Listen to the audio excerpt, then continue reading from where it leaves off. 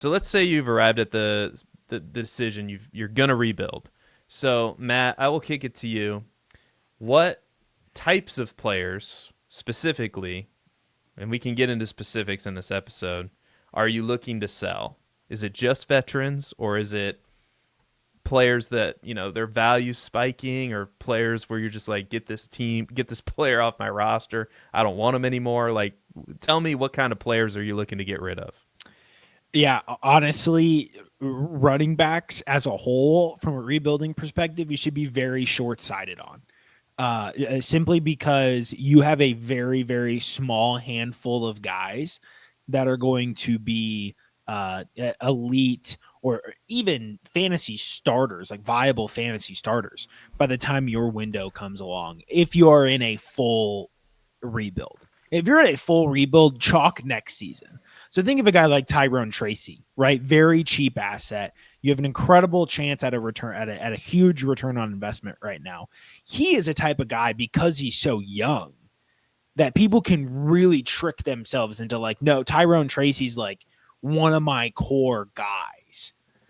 But if the fact of the matter is, like, I love Tyrone Tracy, boiler up. He's incredible right now, but he's also the Giants' run blocking system right now is on fire. It's incredible. He has incredible run blocking. His yards before contact is awesome. He's not really getting used much in the pass game, which is scary and surprising considering his background.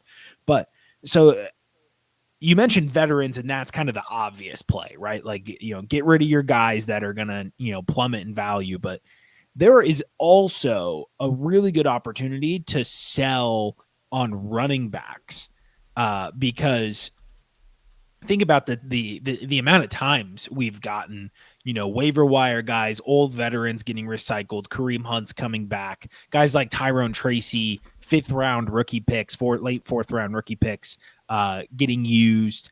And if you can turn a Tyrone Tracy into a early second round pick, like in super flex, mid to early rounds, because right now, if I'm a contender that has somebody else's mid to early round, second round pick, I am probably willing to let that go, to see what Tyrone Tracy has in the tank for the rest of this season, given what we've seen. And we think this offense is going to get much better. I'm focusing a lot on Tyrone Tracy in general, but don't be No, I afraid think to it's sell yeah. young. Don't be afraid to sell young players to make it broad. Like, think about guys, not just who are young, but who are going to be who are going to help your championship window in 2 to 3 seasons. And generally, running backs, unless they're a Brees Hall, Bijan Robinson, that's not them. So focus on getting a truly elite guy, a year, 2 years down the line through the draft. I mean, next year we've talked a couple weeks ago about the running back class coming in. So that's kind of where I have to offer in this conversation. Like, be very short sighted with running backs. Don't be afraid to sell um, young players, especially think of guys like Cedric Tillman, second year guy, flung into opportunity, probably not a true out like X starter in the league, perfect sell candidate right now. So, don't cling on to young players just because they're young. So look for value pockets across all age ranges, because here's the key. Their value is high right now, and you need value back right now. So that's the perfect exchange. Like, don't get caught in the trap of, well, maybe Cedric Tillman is this. No, he's probably not. Be okay with missing on those guys. Do you have anything to add to this conversation of archetypes to sell? Yeah, and I think it leads into a conversation of just like Dynasty 101, and it can't, like, buying and selling like 101. Like, obviously, and you hear this all the time in Dynasty, you want to buy low, sell high.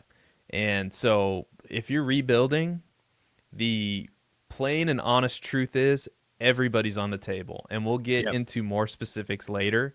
But I love the Tyrone Tracy example, because that to me, that's the archetype of a player that I can't wait to sell. And it's not that I don't like Tyrone Tracy, but you have to understand the situation that you are in.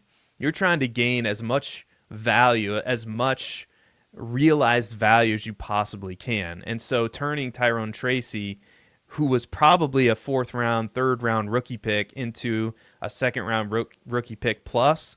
Hell, you might even get a first for him. I'll tell you this. This is a good example because I actually made a trade where I traded away Tyrone Tracy and I'm a rebuilding team, and I ended up getting Rashee Rice for him. And I was thrilled with that. And I couldn't. That was a trade that was offered to me, and I couldn't believe it happened. It led to an email in the league like, how did this happen? Anyway, doesn't matter. But you just never know like what can happen in deals, and that was one where I couldn't accept it fast enough. So you never know how somebody's going to view Tyrone Tracy. They may view him as the lead running back for the Giants for the next 3 to 5 years. You know, Trade Cut has him between a 2026 late first and a 2025 early second. There and you a go. 2027 late first, which RB20. Like I think that's too high, but that's probably reactionary bias. But and there's so much uncertainty bias, I mean, with the Giants. I mean, they're gonna make a quarterback change this week. That could be good. That could also not be good for the offense. Because it's Dable, man. Their pass rate over expectation could shoot up with Drew Lock. Like, granted, there's some stability put back into the run game, from Tracy's perspective without Jones handling carries. But if this, that's the one thing that Drew Lock loves. He loves to sling it. So we could really see the pace of this offense and the pass rate of this offense tick up. Which could be great for Tyrone Tracy, like considering he's a pass catching running back. I think if his volume stays consistent, I don't think it matters really, because what matters the most for him is are they going to sustain drives, and does he have a chance at scoring touchdowns? So I think if anything, it helps because Daniel Jones has never really been much of a check down guy.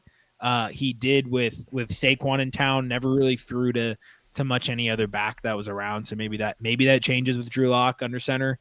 So I really see it as an only a positive because the offense simply can't get worse.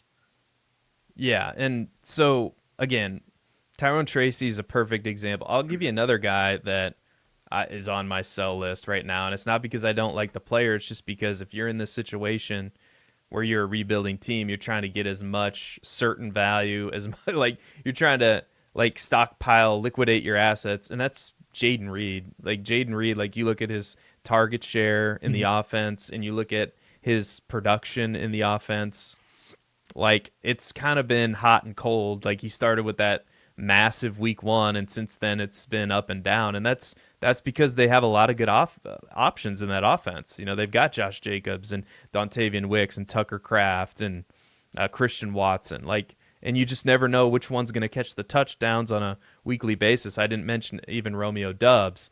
So, again, it's not perfect. Like, when you're rebuilding, though, you have to have every option on the table, and you're not going to make the perfect deal all the time. But and these are just some players that, like I said, it doesn't have to be veterans. Obviously, veterans are the players that you would sell first or be on those are the obvious ones that would be on the trade block. Players like Alvin Kamara, Tyreek Hill, Joe Mixon, Calvin Ridley, DeAndre Hopkins. I think you could get a fair amount for some of those guys. Saquon Barkley, if you have Saquon Barkley, is probably on the trade block. But also guys like James Cook, George Pickens, Cade Otton is a screaming sell for me right now.